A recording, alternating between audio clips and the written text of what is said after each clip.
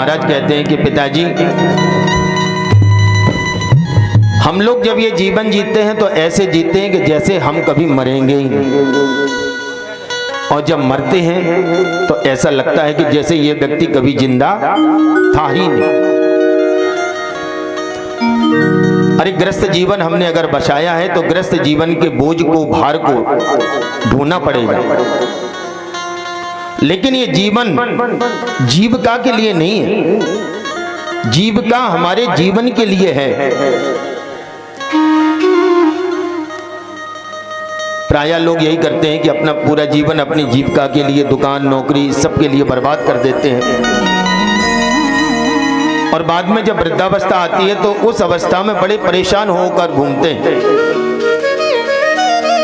अब कोई नहीं रहा, पुत्र से विचार नहीं मिलते हैं, पोता बाहर रहता है, पत्नी वृद्ध हो गई है, साथ के जितने लोग थे वो सब या तो इस दुनिया से चले गए या स्थान बदल कर चले गए। इसलिए पिताजी, अब अंत समय में आप साधु पुरुषों की संगति करें और अपने जीवन को सफल करें, नारायण का ध्यान करें। इस प्रकार से अपने पिताजी को ज्ञान दिया, और श्री आत्मदेव शर्मा जी ने अपने पुत्र की बात को मानते हुए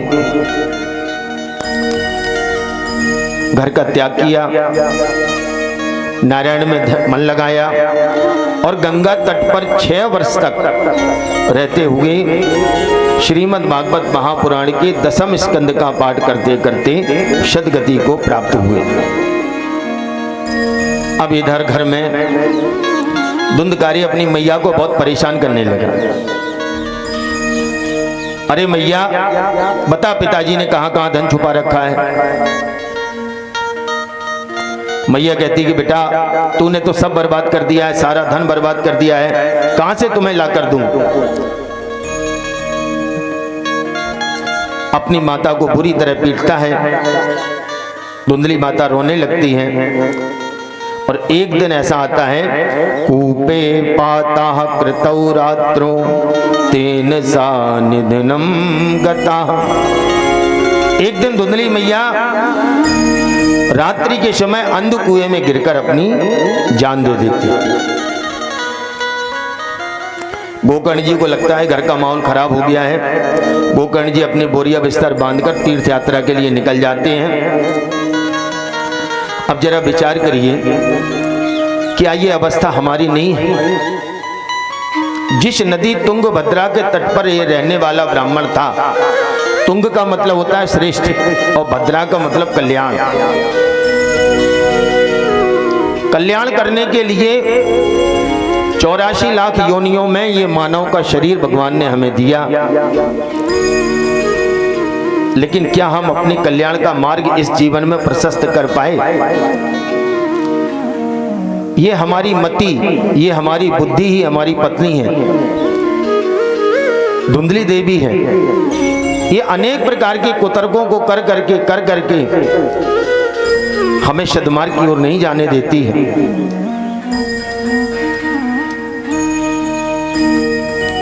गोकर्ण जी तीर्थ यात्रा के लिए निकल पड़े, और इधर धुंधकारी को पूरा अवसर मिल गया। धुंधकारी ने अपने कुत्सित कर्मों को करना प्रारंभ किया। जुआ खेले, चोरी करे, मदिरा का पान करे, और तो और एक दिन घर में 5 गणिकाओं को ले आया। उन 5 गणिकाओं के साथ रहने लगा। घर में धन की कमी पड़ी तो एक बड़े राजा के यहाँ गया और चोरी करके आ गया। 5 गणिकाओं ने सोचा कि बहुत सारा धन लाया है, कहीं अगर ये पकड़ा ना जाए, तो अगर ये पकड़ा जाएगा तो हम सब भी पकड़ी जाएंगे। उस रात्रि 5 गणिकाओं ने धुंधकारी को खूब मदिरा पिलाई, आंगन में खटिया पर बांध दिया रस्सियों से, और गले में रस्सी बांधकर उसको मारने का प्रयास किया, और जब भी नहीं मरा तो चूल्हे से अंगारों को लाकर उसके मुंह में ठूंस दिए, और ऐसे बीभत्सपूर्ण तरीके से धुंधकारी की मृत्यु हुई। पांचों गणिकाओं ने आंगन में गड्ढा खोदा, गड्ढा खोदकर उसमें धुंधकारी को दफना दिया और उसके ऊपर रात्रि में ही लेप लगा दिया, बिल्कुल सब सुरक्षित कर दिया।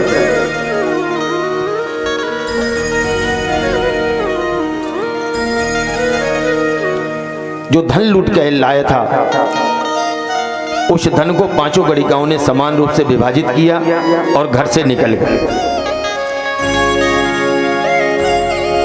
तीर्थ यात्रा करते करते श्री गोकर्ण जी महाराज को किसी ने गांव से पहुंचकर ये समाचार दिया कि भैया आपकी माताजी का भी देहावसान हो गया, आपके भैया धुंधकारी का भी ऐसे ऐसे देहावसान हो गया है। तो अपने पितरों की शांति के हेतु गोकर्ण ने गया मैं और अन्यत्र जगह जाकर अपने माता पिता और अपने भैया सबको श्राद्ध किया, तर्पण किया और विचार किया कि चलो घर चलना चाहिए। घर आए तो घर बड़ा अस्त व्यस्त पड़ा था, बिखरा पड़ा था। थोड़ा बहुत साफ किया, आंगन खोला, आंगन को साफ करके चारपाई पर को बिछाकर गोकर्ण जी महाराज विश्राम करने लगे। जैसे ही रात्रि हुई, रात्रि का दूसरा पहर प्रारंभ हुआ, दिखते हैं कि एक छोटा सा कुत्ता दिखाई दिया और गौर से देखा तो वो कुत्ता भैंसा बन गया और जोर से देखा तो वो हाथी बन गया और कुछ कहने का प्रयास कर रहा है, बोलने का प्रयास कर रहा है, केवल इशारे कर रहा है। तब श्री गोकर्ण जी ने तीर्थों से लाए हुए जल को अभिमंत्रित कर उसके ऊपर छिड़का और वो प्रेतात्मा बोल पड़ा, अहम भ्राता त्वदीयोऽस्मि धुंधकारीति नामतः स्वकीयेनैव दोषेण ब्रह्मत्वं नाशिता मया। अरे भैया, मैं आपका बड़ा भाई धुंधकारी हूं। अपने कुत्सित कर्मों के कारण ही मैंने ये ब्रह्मणत्व को समाप्त कर दिया। मैं प्रेत बनकर भटक रहा हूं, मेरी मुक्ति नहीं हो पा रही है। गोकर्ण जी कहने लगे कि भैया मैंने तो आपके लिए गया में श्राद्ध किया।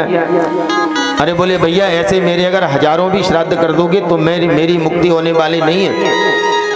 मैं कोई एक छोटा मोटा प्रेत नहीं हूं, एक नंबर का प्रेत हूं। बोले चलिए भैया को तो कल हम कोई उपाय ऐसा सोचते हैं, विचार करते हैं जिससे तुम्हारी मुक्ति हो जाए। दूसरे दिन ब्राह्मणों की सभा बुलाई गोकर्ण जी ने, विचार किया। विचार करने के बाद भी कोई जब निर्णय की स्थिति नहीं आई तो अंत में श्री गोकर्ण जी ने सूर्य भगवान से पूछा, तुभ्यं नमो जगद साक्षिन् ब्रूहि मे मुक्ति हेतुकम्। हे जगत साक्षी, आपको नमस्कार है, मेरी भैया की मुक्ति का कोई उपाय बताएं। तब एक दिव्य आकाशवाणी हुई और आकाशवाणी में सुनाई दिया, श्रीमद् भागवतान् मुक्ति सप्ताहं वाचनम कुरु। श्रीमद् भागवत कथा महासप्ताह के वाचन से मुक्ति संभव है। अब क्या था, गोकर्ण जी को पता चल गया। गोकर्ण जी ने तुरंत संपूर्ण व्यवस्था लगाकर और आषाढ़ के महीने में श्रीमद् भागवत महापुराण की सप्ताह वाचन प्रारंभ किया। जैसे ही सप्ताह वाचन प्रारंभ हुआ, पास में पड़ा था एक 7 गांठ का बांस। धुंधकारी उस 7 गांठ के बांस में वायु रूप में होकर प्रवेश कर गया। प्रत्येक दिन जब कथा समाप्त होती तो एक गांठ चटक जाती और जैसे ही सप्ताह समाप्त हुआ वो 7 गांठें चटक गई। कहने का तात्पर्य ये है, बांस से यहाँ उपमा देने का तात्पर्य यह है कि मनुष्य का शरीर भी 7 प्रकार के बंधों से बंधा है। मूलाधार से लेकर सहस्त्राधार तक 7 प्रकार के चक्र होते हैं। जब ये जीव इस शरीर के 7 प्रकार के चक्रों को पार कर जाता है, जब साधनाएं प्रारंभ होती हैं तो मूलाधार से प्रारंभ होती हैं और ये साधनाएं मूलाधार से ऊपर उठने लगती हैं और ब्रह्मरंध्र से होकर सहस्त्राधार चक्र तक जब पहुंच जाती हैं तब साधनाएं समाप्त हो जाती हैं और ये शरीर, ये आत्मा उस परमात्मा में जाकर मिल जाता है, मोक्ष का हेतु हो जाता है। यही वो 7 गांठें हैं जिनमें वो धुंधकारी वायु रूप में प्रवेश कर गया और एक दिव्य रूप धारण कर लिया उसने 7 दिन के बाद। श्रीमद् भागवत की महिमा गाने लगा। धन्या भागवती वार्ता प्रेत पीड़ा विनाशिनी, सप्ताहो अपि तथा धन्या कृष्ण लोक फल प्रदा। धन्य है ये भागवत की भागीरथी जिसने मुझ जैसे प्रेत को भी पावन बना दिया। इस सप्ताह के श्रवण मात्र से मुझे कृष्ण लोक का भी फल प्राप्त हो गया है। मुझ जैसे पतित प्रेत आत्मा को भी जिसने सुंदर गति प्रदान की।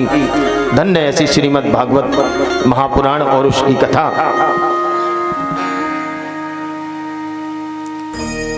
वहां पर उपस्थित समस्त श्रोता समुदाय ने देखा कि एक दिव्य विमान आया।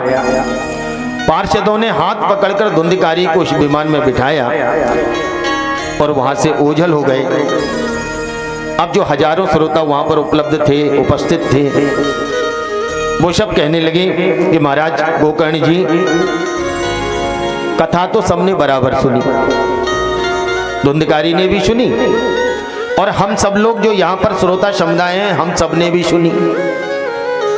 लेकिन ईमानदारी से आप ये बताइए कि धुंधकारी की तो मुक्ति हुई।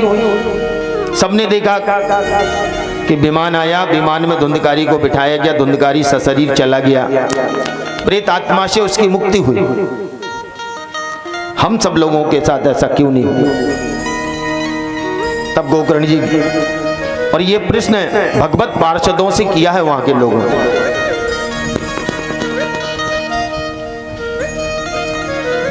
उत्तर मिला, श्रवणस्य विभेदेन फल भेदो अत्र संस्थिता। ये सुनने का विभेद है। धुंधकारी ने कथा सुनी अपनी मुक्ति के लिए। जब तक कथा होती थी तब तक शरीर होकर पूरे मन के साथ कथा सुनता था, और जब कथा का समापन हो जाता था तो उस कथा का अनुसरण करता था। प्रत्येक पल प्रत्येक क्षण जब तक कथा दोबारा ना, दूसरे दिन की कथा ना आ जाए तब तक उसी कथा का मनन करता था। अर्थात उसने अपना पूरा मन और अपनी पूरी ऊर्जा श्रीमद् भागवत महापुराण को सुनने में लगाई थी। और हम लोग क्या करते हैं, कथा में यहाँ बैठे, मनीराम जी घर पे बैठे, खेत पे बैठे, दुकान पे बैठे, कोई सोच रहा है शाम हो गए, गौ माता को बाहर निकालना है, कोई सोच रहा है पानी पिलाना है। कथा में कई लोग तो इसलिए नहीं आते कि मां साहब ने हमें निमंत्रण नहीं भेजा, जबकि धर्म कार्यों को करने का उद्देश्य यही होता है कि ज्यादा से ज्यादा लोग एक जगह आकर उपस्थित हों और अपने मन को शांत रखें। पुण्य फल कई प्रकार के होते हैं। अच्छा, अच्छे काम जिनके पुण्य फल प्राप्त होते हैं संसार में 2 प्रकार के होते हैं। जैसे बैंक से हमें 2 प्रकार का लाभ मिलता है। एक तो हम कहीं गए और हमें कोई धन लेना हो तो वो भैया क्या करते हैं, हमें चेक बनाकर दे देते हैं, 1 लाख रुपए की चेक ले जाओ आप, ये भी धन का स्वरूप है। और दूसरा हमें कैश नगद दे देते, ले जाओ। कुछ पुण्य चेक की तरह है कि आज आप उन पुण्यों को करेंगे और जब समय आएगा भगवान की बैंक में वो चेक लगेगी तो उसका कैश वहां से उसको प्राप्त होगा। लेकिन हम चाहें कि चेक लेकर स्टैंड तक पहुंचें, हमें पान खाना हो या फिर हमें मिठाई खानी हो, तो क्या हम उस चेक से मिठाई खा सकते हैं? अर्थात तत्काल उसका फल प्राप्त नहीं हो सकता है। लेकिन श्रीमद् भागवत महापुराण की कथा वार्ता चेक नहीं है, ये कैश है। जैसे ही आपने सुनी, पैसा जैसे ही जेब में डाला, तुरंत दुकान पे पहुंचे, 100 का निकाला, मिठाई खाई। ऐसे ही श्रीमद् भागवत महापुराण की कथा है कि जैसे ही हमने सुनी और तुरंत इसका लाभ चालू हो गया, प्रारंभ हो गया। 2 घंटे 3 घंटे तक 4 घंटे तक जितने घंटों तक भगवान की कथा सुनाई जाती है उतने समय तक हमारा मन स्थिर हो जाता है। और भगवान का सबसे बड़ा भजन यही है कि हम अपने मन को स्थिर रखें। ये 5 ज्ञानेंद्रियां, ये 5 कर्मेंद्रियां और इसके बाद ये छठा मन। भगवान कहते हैं कि मैंने जब 3 प्रकार की सृष्टि बनाई, एक बनाई निर्जीव सृष्टि, एक बनाई सजीव सृष्टि और तीसरी बनाई मैंने अंतःकरण की सृष्टि। निर्जीव सृष्टि में पेड़ पौधे पत्थर मतलब ऐसे सब अवयव जिनमें जीवन नहीं है, और सजीव सृष्टि में छोटे मोटे जीव जंतु हैं, ये पेड़ पौधे हैं, ये सब जिनमें जीवन। लेकिन ईमानदारी से बताइए, अगर तीसरे प्रकार की सृष्टि ना हो, तीसरे प्रकार की सृष्टि है अंतःकरण की सृष्टि। मन, बुद्धि, चित्त और अहंकार, इन 4 प्रकार की चीजों से मिलकर बनी है भगवान की तीसरे प्रकार की सृष्टि। कोई मनुष्य कैसा भी जिंदा हो, अगर उसके अंदर मन नहीं है, बुद्धि नहीं है, चित्त नहीं है, अहंकार नहीं है, तो आप निश्चित मान के चलिए घर वाले उसको लाकर आगरा के पागल खाने में भर्ती कराएंगे। ये तो कुछ सोच ही नहीं पाता है, इसके पास तो बुद्धि नहीं है, किसी काम में इसका चित्त नहीं लगता है, इसके पास मन ही नहीं है, इसके पास महत्व या अहंकार नहीं है। तो भगवान कहते हैं कि मैं तीसरे प्रकार की सृष्टि में रहता हूं। अरे मंदिर आप जाते हैं, गीता में कृष्ण कहते हैं कि पत्रम पुष्पम फलम तोयम यो में भक्त्या प्रयच्छति। एक फल चढ़ा दो, एक फूल चढ़ा दो, और नहीं कुछ ना मिले तो जल ही चढ़ा दो, ये मेरी पूजा है। आगे चलकर आप श्रीमद् भागवत महापुराण में देखेंगे, भगवान कहते हैं कि अगर आपकी आत्मा का इस परमात्मा के साथ तादात्म्य होना है तो अपना संपूर्ण मन, अपनी संपूर्ण बुद्धि, अपना संपूर्ण चित्त और अपना संपूर्ण अहंकार मेरे में समर्पित कर दो, क्योंकि भगवान है अमना, भगवान के पास मन नहीं है। और ये मनुष्य अपने मन के अधीन है। जब हम अपना मन माधव में लगाएंगे, अपना जब चित्त हम उस चिदानंद में लगाएंगे और अपनी बुद्धि जब नारायण के चरणों में अर्पित कर देंगे, तभी हमारे जीवन की मुक्ति संभव है। तो श्रवण विभेद से कथा प्रसंग पर वापस आते हैं। सबकी मुक्ति नहीं हुई, तो अब की बार में सबने पुनः विचार किया कि अब हम पूरे मन के साथ अगली बार कथा का श्रवण करेंगे। श्रावण मास में पुनः कथा का आयोजन किया गया। ऊंचे मंच पर श्री गोकर्ण जी महाराज को बिठाया गया। गोकर्ण जी ने कथा को कहना प्रारंभ किया, और जब कथा प्रारंभ हुई तो 7 दिन तक निरंतर यह कथा चली।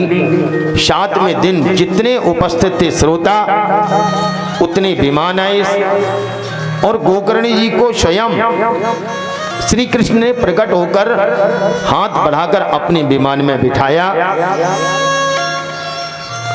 अयोध्यावासिना पूर्व यथा रामेण संगता, तथा कृष्णेन ते नीता गोलोकम योगी दुर्लभम। जैसे पूर्व में भगवान श्री रामचंद्र जी के साथ समस्त अयोध्या पुरवासी परम धाम को प्रस्थान किए थे, वैसे ही आज गोकर्ण जी के साथ जितना श्रोता समुदाय है वो सब परम धाम को प्रस्थान किया। देवर्षि नारद ये बात सुनकर प्रसन्न हो गए। बोले महाराज, आपने ये बात ठीक कही। अब अंत में एक प्रश्न और करता हूं कि इस भागवत अमृत के कथा पान के सुनने के, कहने के, करने के कोई विधि और नियम है? कथा करवाने में कितना खर्चा आएगा, कैसे प्रबंध किया जाएगा? तो यहाँ पर शास्त्रकार लिखते हैं, विवाहे यादृशम वित्तम, एक विवाह में जितना धन खर्च किया जाता है, तादृशम परिकल्पयेत, वैसे ही मान के चलो। विवाह सब प्रकार के होते हैं। जो धनवान होते हैं वो अपने बड़े बड़े विवाह करते हैं, बहुत ज़्यादा खर्च करते हैं। जो कम धनवान होते हैं वो कम धन खर्च करते हैं। तो ऐसे ही कथाओं के प्रकार हैं। जो धनवान है वो बड़ी बड़ी कथाएं कराते हैं, बड़े बड़े तंबू लगवाते हैं, बड़े बड़े श्रोता समुदाय उपस्थित होता है। और जिनके पास धन का अभाव होता है वो थोड़े से कम में काम चला लेते हैं। मतलब अपनी यथाशक्ति, यहाँ अपनी शक्ति और धन का अतिक्रमण नहीं करना है।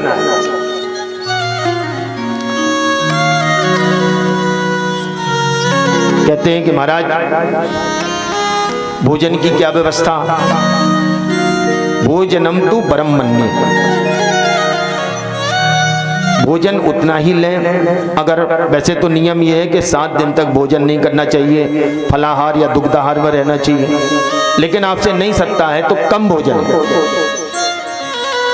मतलब जितने में आपका शरीर 7 दिन तक स्वस्थ रहे और बैठने की क्षमता उत्पन्न करे, इतना आपको भोजन लेना है।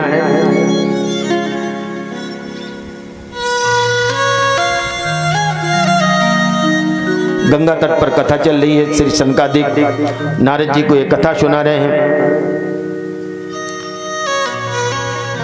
इस कथा के मध्य व्यास नंदन श्री सुखदेव जी स्वयं प्रकट होते हैं, मधुर कंठ से इस कथा को गाने लगते हैं। संगीतमयी कथा होने का भी यहाँ विधान है। महात्मा के अंतिम श्लोकों में लिखा गया है कि संगीत के 3 भाग होते हैं, गायन, वादन और नृत्य। तो इन तीनों के माध्यम से भी हम नारायण को प्रसन्न कर सकते हैं, गायन के माध्यम से, वादन के माध्यम से और नृत्य के माध्यम से।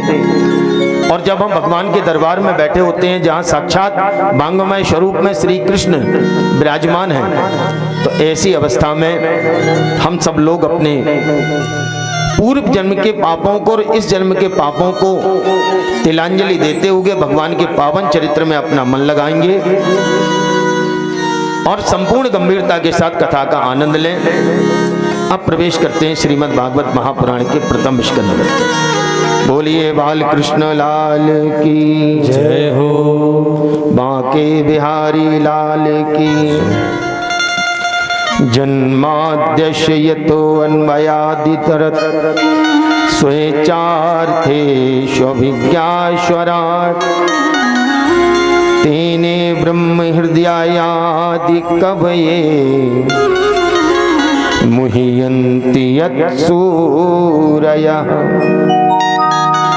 तेजो वारिमृदां यथा विनिमयो यत्र त्रिसर्गो मृषा धाम्ना स्वेद सदा निरस्तिकुहकम् सत्यं परं धीमहि।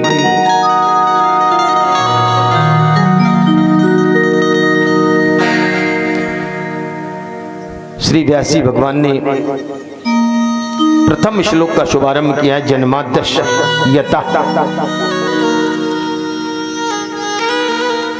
6 शास्त्रों में से जब हम ब्रह्मसूत्र को पढ़ते हैं तो ब्रह्मसूत्र का दूसरा ही श्लोक है, दूसरा ही सूत्र है जन्माद्यस्य यतः।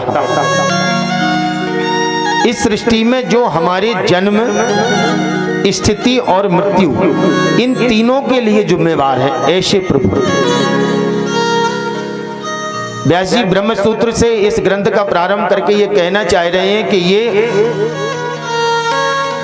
वेद और ब्रह्मसूत्र का ही आगे का अन्वय है। श्रीमद् भागवत महापुराण ये विश्व जहां से उत्पन्न होता है और जिसमें लय हो जाता है, यह लीन हो जाता है, ऐसे परमात्मा का हम ध्यान करते हैं। परमात्मा कहाँ है? परमात्मा संपूर्ण पदार्थों में समान रूप से मिले हुए। इस प्रकृति में परमात्मा व्यापक है।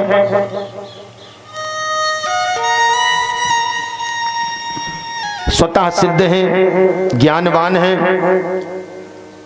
ब्रह्मा जी ने अपने संकल्प मात्र से ही जब वेदों का रहस्य ब्रह्मा जी के हृदय में नारायण ने प्रकट कर दिया था, ऐसे उन परमात्मा को जानने के लिए बड़े बड़े ज्ञानी भी व्यामोहित हो जाते हैं। भगवान ने इस त्रिगुणात्मक संसार में जैसे मृग मरीचिका बनाई है।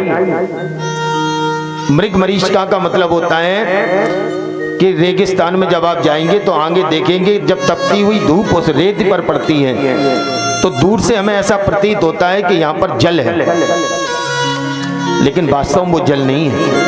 और प्यासा मृग जब दूर से उस जल को देखता है तो उसे बड़ा आनंद आता है कि चलो अब जलाशय के पास पहुंचते हैं। ऐसे ही वो देखता रहता है, भागता रहता है, देखता रहता है, भागता रहता है, और इसी क्रम को आगे बढ़ाता बढ़ाता बढ़ाता बढ़ाता एक समय वो आता है जब वो अपने प्राणों का त्याग कर देता है। ये संसार भी एक मृग मरीचिका है। हम लोग अपने जीवन को सुख की ओर ले जा रहे हैं। हम लोग हर क्षण हर पल ये प्रयास करते हैं कि हमारा जीवन सुख की ओर बढ़े, सुख की ओर बढ़े। हम जब बालक होते हैं तो हमें लगता है कि अगर हम बड़े होते तो ज्यादा सुखी होते, डिग्रियां कर लेंगे तो ज्यादा सुखी हो जाएंगे। जब हमें डिग्रियां मिल जाती हैं तो हम सोचते हैं कि नौकरी मिल जाए तो हम ज्यादा सुखी हो जाएंगे। नौकरी भी मिल जाती है, फिर सोचते हैं विवाह हो जाए तो सुखी हो जाएंगे, विवाह भी हो जाता है। फिर कहते हैं कि बच्चा हो जाए तब सुखी होंगे, बच्चा भी हो जाता है। फिर कहते हैं घर बन जाए तो सुखी हो जाएंगे, घर भी बन जाता है। फिर सोचते बेटे का विवाह हो जाए तो सुखी हो जाएंगे, बेटे का विवाह भी हो गया। नाती पोते जब गोद में खेलेंगे तो हम बड़े सुखी हो जाएंगे। एक समय वो भी आता है जब नाती और पोते हमारे गोद में खेलने लगते हैं, लेकिन उस व्यक्ति से पूछा जाता है कि क्या जीवन में कभी सुख मिला? अब उसके पास कोई उत्तर नहीं होता है। क्यों? क्योंकि हम जीवन में जिसको देख रहे हैं कि हम सुख की ओर भाग रहे हैं, वस्तुतः हम सुख की ओर नहीं भाग रहे हैं, हम अपनी दुख से निवृत्ति की ओर भाग रहे हैं। और ये दुख से निवृत्त होना सुख नहीं है। जैसे हमें बहुत तेज प्यास लगी और इस प्यास में हमें लगता है पानी मिल जाए तो बड़ा आनंद आ जाए। हमने पानी पी लिया तो क्या हम सुखी हो गए? नहीं। ये जो तृष्णा, ये जो प्यास नामक दुख था, इस दुख की हमने निवृत्ति कर दी। फिर भगवान सुख क्या है? सुख तो केवल वो परमानंद स्वरूप है, वो नारायण है, वो भगवान है, वो आदि और अनंत सत्ता है, जिस सत्ता ने हम सब लोगों की स्थिति को बनाकर रखा है। मसिकई करहीं बिरंच सम।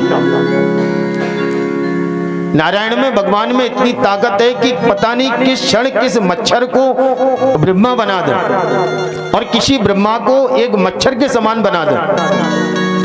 तो केवल उस नारायण का ध्यान, उस नारायण का स्तवन, इनमें केवल आनंद है। बाकी तो ये संसार है और ये माया है। अनेक अनेक ग्रंथकारों ने, अनेक अनेक ब्रज के रचकों ने इस श्लोक के अनेक अनेक अर्थ निकाले। मैंने तो एक जगह इसका पढ़ा था कि इस श्लोक के 108 से भी अधिक अर्थ है। अगर इसी पहले श्लोक का अर्थ करने के लिए जाया जाए तो अन्वय किया जाए, इसका व्यतिरिक्त किया जाए, समझाने का प्रयास किया जाए तो 2-3 दिन का समय लगेगा। द्वितीय श्लोक में व्यास जी अनुबंध चतुष्टय का रूपांतरित करते हैं। धर्म प्रोज्यत कैत बोअत्र परमो निर्मत्सराणाम शताम वेद्यम वास्तव मत्र वस्तु शिवदम तापत्रयोन्मूलनम। श्रीमद्भागवते महामुनि कृते किं वा परैरीश्वरः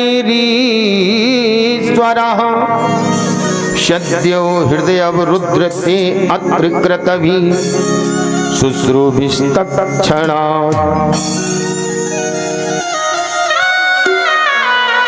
श्रीमद् भागवत के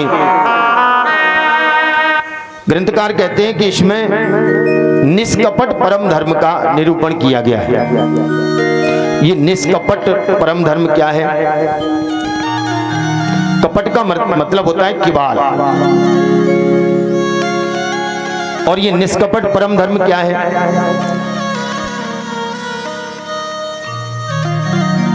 व्यास जी कहते हैं कि श्रीमद् भागवत कथा सुनने का अधिकारी है वो व्यक्ति जिसके हृदय से मत्सर निकल गया हो। मत्सर क्या होता है? मत्सर है मत्तः अग्रे शरति, ये मुझसे आगे कैसे निकल गया, ये जो भावना है ये मत्सर है।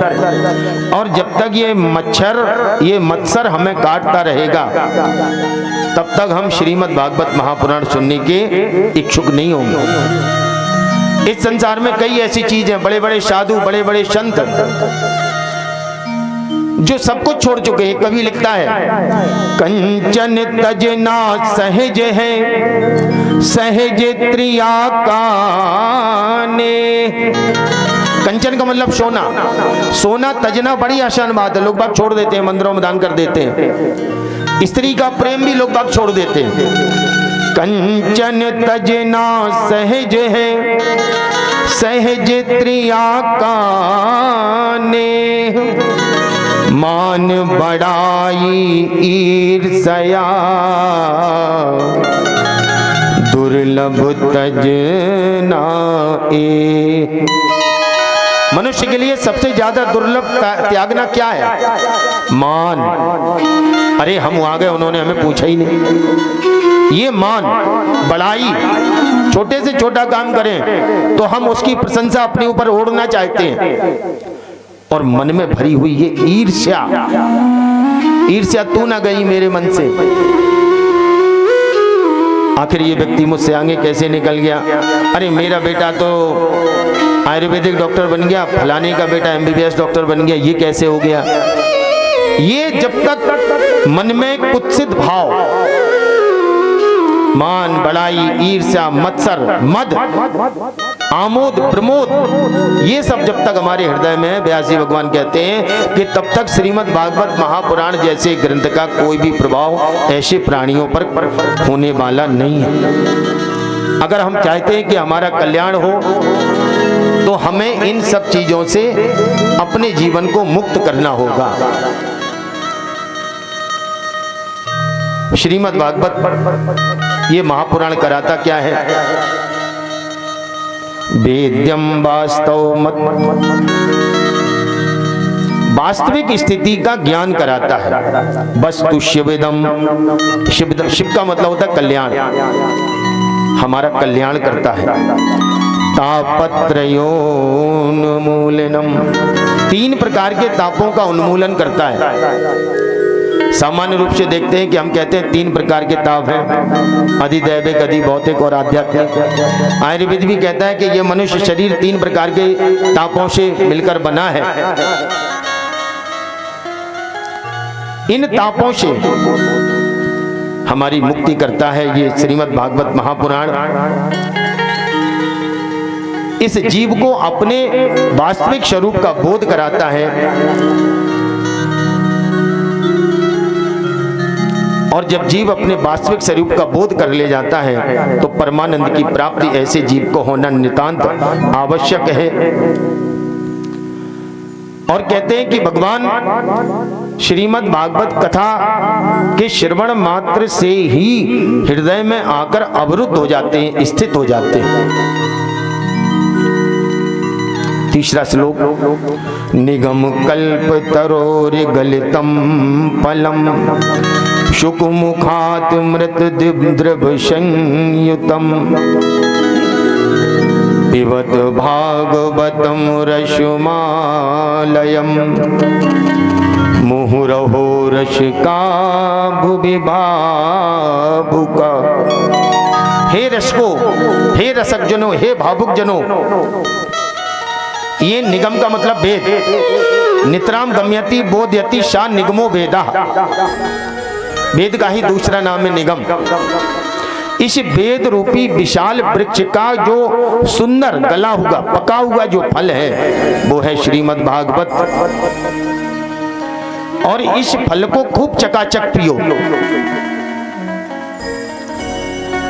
ये जो रस है ना, कथा का रस है, हरि अनंत हरि कथा अनंता। इस संसार में कोई चीज अनंत नहीं है ब्रह्म के अलावा और ब्रह्म की कथा के अलावा। खूब पियो इसको, अपने कर्ण कुहरों से, इन कानों के दोनों से भर भर के पियो। फिर आगे बात आती है कि ये वेद रूपी जो फल है, ये जब ऊपर से गिरा होगा तो ये फट गया होगा, फूटा होगा, तब कहते हैं कि नहीं, चतुश्लोकी भागवत को बीज रूप में नारायण से ब्रह्मा जी को ज्ञान हुआ, मतलब नारायण की शाखा से ये फल टपका तो ब्रह्मा जी की शाखा पर आकर लटका। फिर ब्रह्मा जी ने नारद जी को ज्ञान दिया तो ब्रह्मा जी की शाखा से ये फल टपका, नारद की शाखा पर आकर लटका। फिर नारद जी ने व्यास जी को यह ज्ञान दिया तो नारद जी की शाखा से ये फल टपका, व्यास जी की शाखा पर आकर लटका। फिर व्यास जी ने अपने पुत्र सुखदेव जी को इसका परम अधिकारी समझते हुए ज्ञान दिया तो व्यास शाखा से ये फिर शुक शाखा पर आकर लटका। और सुखदेव जी के माध्यम से श्री सूत जी महाराज अनेकों ऋषियों और परीक्षित जी को इस कथा का ज्ञान हुआ। तो सुख शाखा से ये गिरा और इन तमाम शाखाओं पर आकर ये स्थित हुआ। कहते हैं ये फल पका हुआ है, बिल्कुल भी खट्टा नहीं है, चकाचक पिया जा सकता है। बोले कोई प्रमाण? बोले हाँ।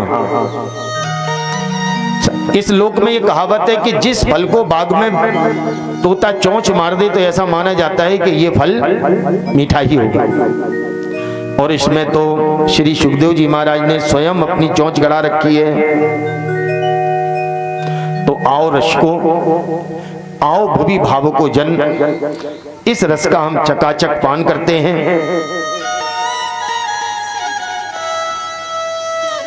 आगे चल के कथा का जब विस्तार होता है, कथा प्रारंभ होती है। नैमिषे निमिषे क्षेत्रे ऋषिया शौनकादया क्षत्रम स्वर्गाय लोकाय सहेदृशम माशत। नैमिषारण्य की पावन भूमि में शौनकादि 88,000 ऋषि 1000 वर्ष का सत्संग सत्र स्थापित करने के लिए एकत्रित हुए। नैमिष का मतलब, नैमिषारण्य का मतलब निमिष, जहां एक एक निमिष का महत्व, ऐसा स्थान नैमिषारण्य।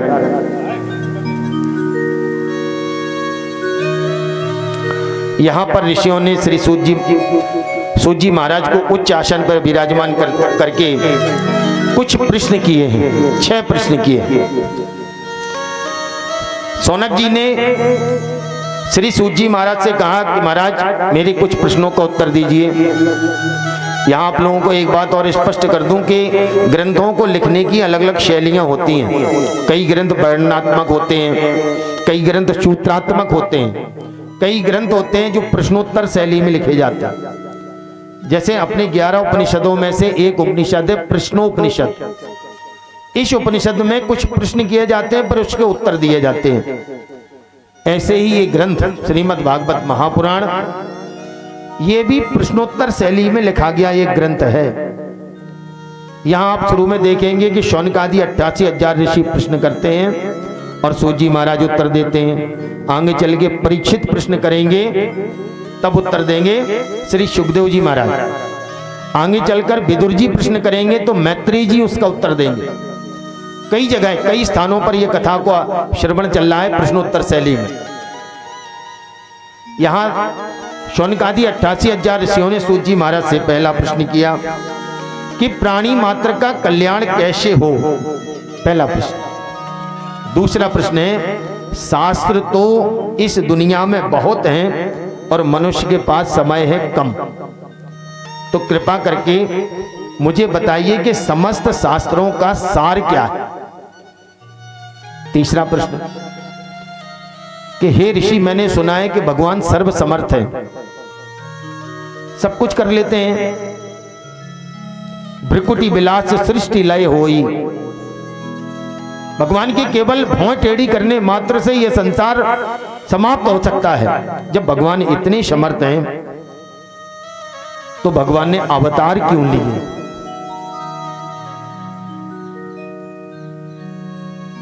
और अगर भगवान ने अवतार लिए हैं तो भगवान ने कितने अवतार लिए हैं?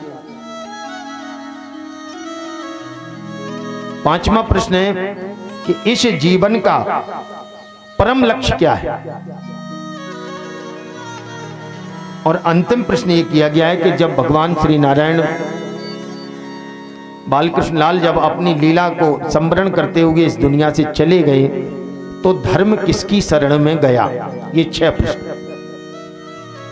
किम श्रेया शास्त्र सारा कहा स्वावतार प्रयोजनम, किम कर्म केशवताराश धर्म कम शरणम गतः। ये 6 प्रश्न किए हैं यहाँ पर। बड़े प्रसन्न हुए। श्री सूत जी महाराज कहने लगे कि ऋषियों, तुमने लोक कल्याण की भावना से बड़े अच्छे प्रश्न किए हैं। इन प्रश्नों का उत्तर दें, इससे पूर्व अपने गुरुदेव श्री सुखदेव जी महाराज का ध्यान कर लेते हैं।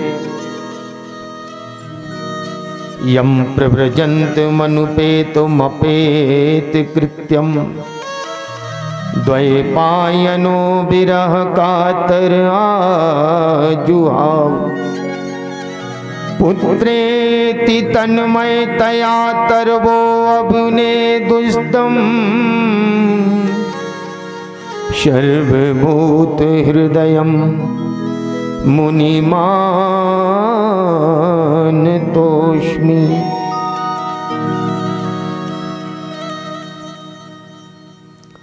यहां पर 2 श्लोकों में श्री सुखदेव जी का ध्यान किया गया है। सुखदेव जी कैसे हैं? जिनका वैराग्य उच्च कोटि का है, परिव्राजकाचारी, पैदा होते ही अपनी मैया के गर्भ से जब 12 वर्षों के बाद निकले तो पैदा होते ही वन की ओर भागने लगे।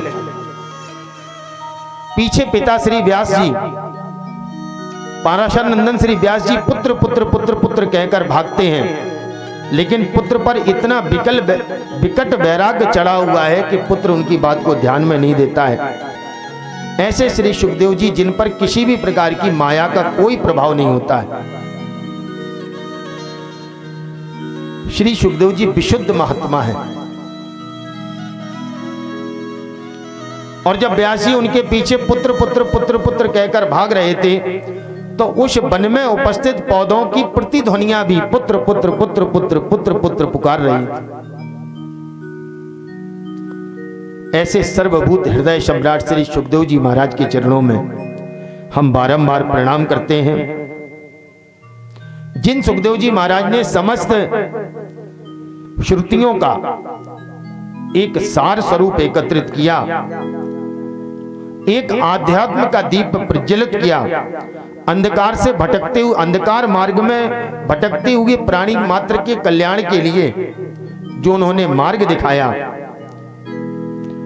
जो दीप प्रज्वलित हुआ, हम पर बड़ी करुण कृपा की श्री सुखदेव जी महाराज ने। ऐसे व्यासपुत्र श्री सुखदेव जी महाराज के पाद पद्मों में मेरा बारंबार प्रणाम है। भगवान नर नारायण और व्यास जी और माता सरस्वती की भी स्तुति यहाँ पर की गई है। नारायणं नमस्कृत्य नरं चैव नरोत्तमं, देवीं सरस्वतीं व्यासं ततो जय मुदीरये।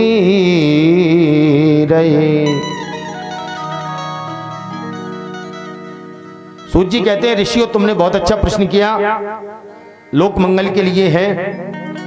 पहला प्रश्न यह है कि जीव का, इस जीव मात्र का परम धर्म क्या है?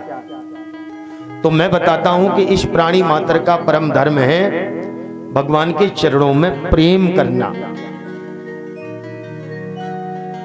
भगवान के चरणों में अनंत आसक्ति लगाना, अपने संपूर्ण मन को अपने कर्मों को, अपनी इंद्रियों को, अपने अंतःकरण चतुष्टय को उन परमात्मा के चरणों में लगाएं। लेकिन कई लोग कहते हैं कि मेरा तो ध्यान लगता नहीं। तब यहां पर संत कहते हैं कि जैसे कोई बिजली का तार है और उसको कोई पकड़ ले तो उसे करंट का अनुभव होगा। अगर आपको करंट का अनुभव करना है तो जरूरी थोड़ी है तार पकड़ो, आप उस व्यक्ति को अगर पकड़ लो, जिस व्यक्ति ने तार पकड़ रखा है, तो आपको करंट का अनुभव हो जाएगा। बस यही बात। ये आगे चलकर जब हम कपिल जी जब अपना ज्ञान अपनी माता देवहूति को देते हैं तो यही बात कहते हैं कि उन आत्माराम संतों का ध्यान करो, उन आत्माराम संतों के का सानिध्य में जाओ जिनकी गति भगवान तक हो चुकी है। आवश्यक नहीं है, जरूरी नहीं है कि हम भी अपनी गति को वहां तक पहुंचाएं कि हम साक्षात। हाँ, अगर आपके अंदर क्षमता है तो आप अपने मन को, अंतःकरण को, अपनी गति को भगवान के पाद पद्मों तक सीधा पहुंचा सकते हैं। लेकिन क्षमता नहीं है तो बस उन आत्माराम मुनियों को, आत्माराम संतों को, अपने गुरुदेव भगवान को ध्यान में रखते हुए उनके पाद पद्मों को पकड़ लें। देखो, जब मनमंत्र कथा आएगी तो मनमंत्र कथा में यह बताया जाता है कि भक्त से ज्यादा भक्त का भी जो भक्त है उसका कल्याण होता है। ग्राह और गज की कथा आएगी। जब हाथी का पांव एक गजराज ने पकड़ लिया था। अच्छा, तो ईमानदारी से बताओ, गजराज का कल्याण पहले हुआ था कि उस हाथी का कल्याण? नारायण ने स्वयं चक्र के माध्यम से उस ग्रह के गर्दन को काटा तो पहले कल्याण हुआ दासानुदास का। वृत्तासुर, आगे चलकर वृत्तासुर जब भगवान की आराधना करता है, जब वज्र को देखता है, भगवान की आराधना करता है, तो वृत्तासुर कहता है कि हे नारायण, मैं आपका दास भले ही ना बन पाऊं, लेकिन मुझे आप दासानुदास बना लें। मैं आपके दासों का भी दास बनने के लिए तैयार हूं। बस यही बात है। सुंदर गुरु, ऐसा गुरु जिसने की इस लोक से लेकर उस लोक तक अपनी सुंदर गति की व्यवस्था कर रखी हो, ऐसे गुरु के श्री चरणों में हम बैठे। भगवान ने हम सबको अर्थ दिया है, लेकिन इस अर्थ से हम धर्म कमाएं, ना कि धर्म से हम किसी प्रकार का अर्थोपार्जन करें। हम प्राणियों को अर्थ से धर्म की प्राप्ति करनी चाहिए, ना कि धर्म से अर्थ की प्राप्ति करनी चाहिए। ये शरीर, ये इंद्रियां, और भगवान कहाँ रहता है?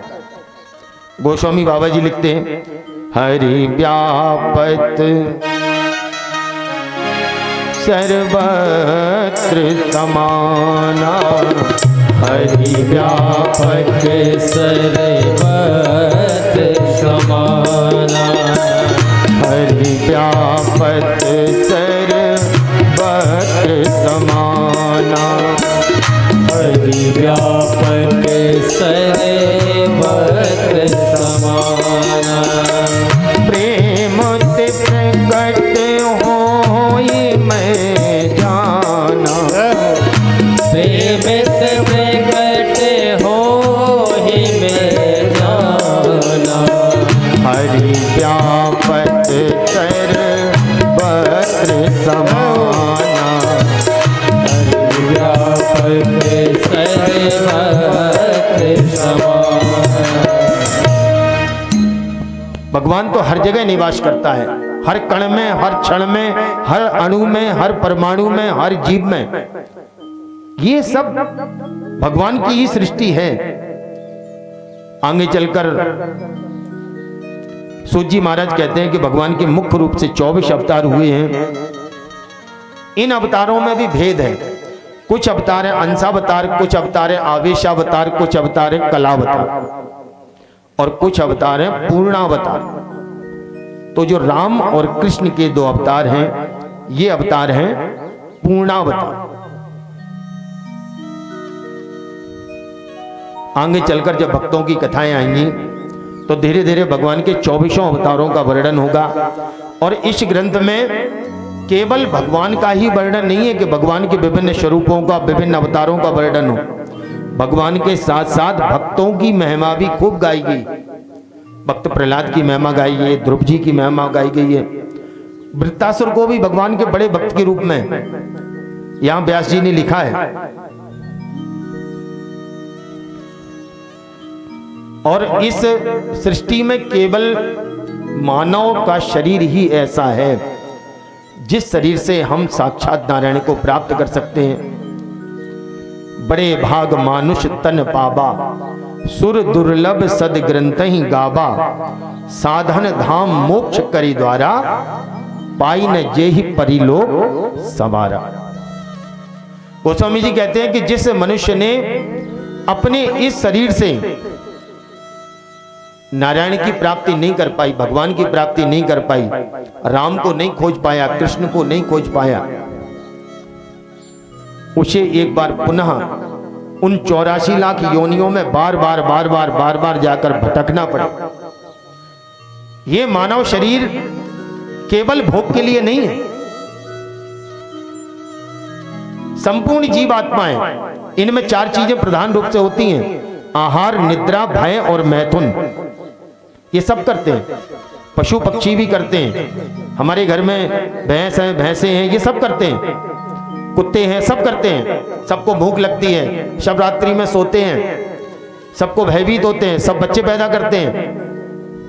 आजकल कलयुग में हम मनुष्य भी यही तो कर रहे हैं। दिन भर ये चिंता है कि शाम को भोजन की व्यवस्था।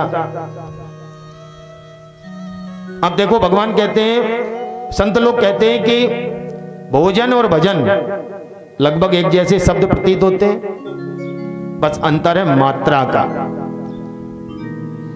बोले भोजन में एक मात्रा है, इसलिए एक निश्चित मात्रा में करना चाहिए भोजन।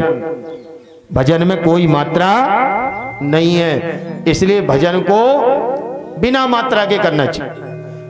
हमें नहीं गिनना चाहिए कि आज हमने 2 माला कर ली, 4 माला कर ली, 5 माला कर ली, 8 माला कर ली। अरे हम लोग बनिया थोड़ी हैं ना, हम लोग कोई व्यापार करने के लिए यहां पर बैठे हैं कि हम आज 10 माला कर ली, कल 15 माला कर ली, परसों 18 माला कर ली, 108 माला कर ली। अरे इसका कोई नियम नहीं है। जब भगवान ने हमें ये मानव शरीर दिया ही है तो इस मानव शरीर का हम सदुपयोग करें और इस मानव शरीर से, इस देह को देवालय बना लें। 8वीं शताब्दी में श्रीमद शंकराचार्य जी हुए हैं। देखो शंकराचार्य ने कितनी अच्छी बात कही। 32 वर्ष की आयु, अल्प आयु में उनका निधन हो गया, इस लोक से चले गए। और इतनी सी छोटी आयु में 8वीं शताब्दी में, यानी कि आज से 1300 वर्ष पूर्व, आदि गुरु शंकराचार्य ने भारत के कई भ्रमण किए, भाष्य लिखे, अपनी कई पुस्तकें लिखी, बहुत शिष्य बनाए और चारों पीठों की स्थापना की जहां पर शंकराचार्यों की नियुक्ति होती है। ये चारों पीठों की स्थापना की। आयु कितनी रही? मात्र 32 वर्ष। वो कहते थे मेरा भजन क्या है? शंकराचार्य जी कहते थे कि हे शंकर, भोलेनाथ के उपासक थे, कहते थे हे शंकर, हे भगवान, हे पार्वती पति, मेरे पास इतनी सामर्थ्य नहीं है, मेरे पास इतना धन नहीं है कि मैं आपका एक भव्य मंदिर बनवा सकूं। मेरे पास इतना सामर्थ्य नहीं है, इतना भोजन नहीं है कि मैं रोज आपको भोग लगा सकूं। आपकी पूजा के जितने तरीके होते हैं मेरे पास नहीं है। बोले फिर? बोले मैंने तो अपने इस देह को ही देवालय मान लिया। बोले ये जो मेरा शरीर है यही नारायण का, यही भोलेनाथ का, शिव शंकर का मंदिर है। जो संत ऐसा मान लेते हैं कि मेरा देह ही देवालय है, अब बताओ उस देवालय में आप कोई गलत चीज ले जाएंगे, कोई गलत काम करेंगे? ये आदिगुरु शंकराचार्य ने माना और उन्होंने कहा कि सुबह और शाम मुझे साग पात जो भी मिल जाता, जो भी पत्ते मिल जाते, साग मिल जाता, कहीं भिक्षा मिल जाती, भोजन मिल जाता, बस प्रभु यही आपके देवालय में लगाया हुआ प्रसाद है।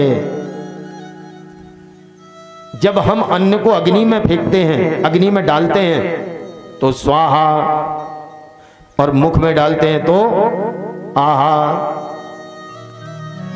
तो ये बात ये शंकराचार्य जी ने कही। और बोले भगवान मैं आपकी प्रदक्षिणा देने के लिए मंदिरों मंदिरों में भ्रमण नहीं करूंगा। बोले फिर? बोले दिन भर मैं जितना घूमता फिरता हूं, भारत का भ्रमण कर रहा हूं, ये भोलेनाथ आपकी प्रदक्षिणा है। और रात्रि के समय जब मैं तान दुपट्टा सो जाता हूं, बोले महाराज यही समाधि है, ये मेरी 24 घंटे की पूजा स्वीकार करें। और भोलेनाथ ने इस पूजा स्वीकार की। भगवान कहते हैं कि भक्त मुझे जिस भाव में भजता है मैं बिल्कुल वैसा ही बन जाता। कंसात भया, कंस ने भय से भजा, ईर्ष्या से भजा शिशुपाल ने। तो शिशुपाल का भी जब अंत किया गया तो उसके अंदर से एक दिव्य ज्योति निकली और भगवान के नख में प्रवेश कर गई। कंस भी कन्हैया के बारे में बार बार सोचता था। जब यहां तक कि जब कोई दाल उसके भोजन में आती थी, दाल में काला काला कोई जीरा होता था, तो कंस उसमें भी किसको दिखता था? कृष्ण को। कहीं काला काला मुरली वाला यहां भी तो नहीं आ गया। इतना पक्का वजन है। भगवान कहते हैं आप मित्र बना लो, मैं मित्र बन जाऊंगा। आप शत्रु बना लो, मैं शत्रु बन जाऊंगा। आप भाई बना लो, भाई बन जाऊंगा। पति बना लो, पति बन जाऊं। यहां तक कि आप पत्नी बना लो तो मैं आपकी पत्नी बनने को तैयार। बस उस भाव से भजें। जब शत्रु, जब खराब वृत्तियों से संपन्न लोग भगवान को पाना चाहते हैं तो वो कहते हैं कि भजन होए नहीं तामस देहा। इस तामसी शरीर से भजन नहीं हो सकता। तो भगवान कहते हैं भजन करने की जरूरत ही नहीं है। भजन तो मेरे भक्त करते हैं, और अगर तुम मुझे प्राप्त करना चाहते हो तो मुझसे अपना संबंध स्थापित करो। तब वो संबंध बनाते हैं शत्रु का। और इतनी ज्यादा शत्रुता, इतना मन में मैल, इतने मन में कुत्सित विचार कि 24 घंटे उसका विचार, 24 घंटे। रावण प्रातः काल से लेके सायंकाल तक प्रभु श्री राम का ही तो विचार करता था। ये राम आ गया, ये राम आ गया, राम आ गया, राम आ गया, राम आ गया, राम आ गया। उल्टा नाम जपय जग जाना, वाल्मीकि हुए ब्रह्म समान। वाल्मीकि जी ने भी मरा मरा जपना शुरू किया था। अंत में वो बना राम। आगे चलकर कथा जब बढ़ती है तो व्यास नारद संवाद होता है। सौनक जी कहते हैं कि भगवान आप हमें जो उपदेश दे रहे हैं, इस पुस्तक की रचना किसने की, कब की, कहां की और कैसे की? तब सूत जी महाराज कहते हैं द्वापरे शमुन प्राप्ते तृतीये युग पर्यये जाता पाराशर उद्योगी भाषव्याम कलया हरे। सूत जी कहते हैं कि द्वापर के काल का जब अंत समय होने को था तो पाराशर नंदन श्री कृष्ण द्वैपायन ने का प्राकट्य हुआ था। द्वैपायन जी, कृष्ण द्वैपायन जी वेद व्यास जी त्रिकाल दृष्टा ऋषि थे। इन्होंने भविष्य को देखकर विचार किया कि आगे कली काल आने वाला है, कलयुग का समय आने वाला है। और इस कलयुग के लोग कैसे होंगे? मंदाशु मंद मतयो मंद भाग्या प्रद्रुता। कि कली काल के कलुषित प्राणी जिनका भाग्य भी मंद होगा और बुद्धि भी मंद होगी। व्यास जी कहते हैं कि दो प्रकार के प्राणी होते हैं। एक जिनका भाग्य मंद होता है, लेकिन अगर उनकी बुद्धि तीक्ष्ण होती है तो उनका जीवन चल जाता है। और दूसरे प्रकार के प्राणी वो होते हैं जिनकी बुद्धि मंद होती है लेकिन भाग्य तीव्र होता है, तो उनका भी जीवन चल जाता है, आनंद के साथ निकल जाता है। लेकिन कलयुग का ऐसा प्रभाव आगे आने वाला है कि जब लोगों के भाग्य और बुद्धि दोनों मंद हो, कैसे काम चलेगा? अपना जीवन निर्वाह कैसे करेंगे? तब उन्होंने वेद के 4 भाग किए, ऋक, यजु, साम और अथर्व। फिर भी चित्त में शांति नहीं मिली। आगे चल के पंचम वेद महाभारत की रचना की, फिर भी चित्त में शांति नहीं मिली व्यास जी को। तब व्यास जी ने 17 पुराणों की रचना की, फिर भी चित्त में शांति नहीं मिली। और एक दिन बैठे हुए थे, चित्त शांत जब मनुष्य का नहीं होता है तब किसी काम को करने में आनंद नहीं मिलता है। और जब वहां बैठे थे तो अचानक कान में ध्वनि सुनाई दी, श्रीमन नारायण नारायण नारायण, श्रीमन नारायण नारायण नारायण, लक्ष्मी नारायण नारायण नारायण, लक्ष्मी नारायण नारायण नारायण, श्रीमन नारायण नारायण नारायण, श्रीमन नारायण नारायण नारायण, नारायण नारायण नारायण, नारायण नारायण नारायण, लक्ष्मी नारायण नारायण नारायण, लक्ष्मी नारायण नारायण नारायण।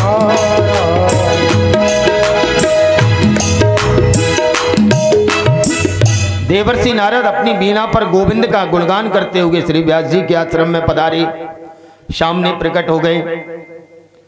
संत के दर्शन कर श्री वेद व्यास जी उठकर खड़े हो गए। पूज्यामाशु विधिवत, विधि विधान से पूजा की, आसन दिया, आदर पूर्वक बिठाया और नारद जी से बोले, पाराशर्य महाभाग भवता कच्चिदात्मना परितुष्यति शरीर आत्मा मानव एव वा। हे पराशर नंदन, भगवान ऋषि पराशर के जितने भी पुत्र हुए उन सबको पराशर कहा जाता है।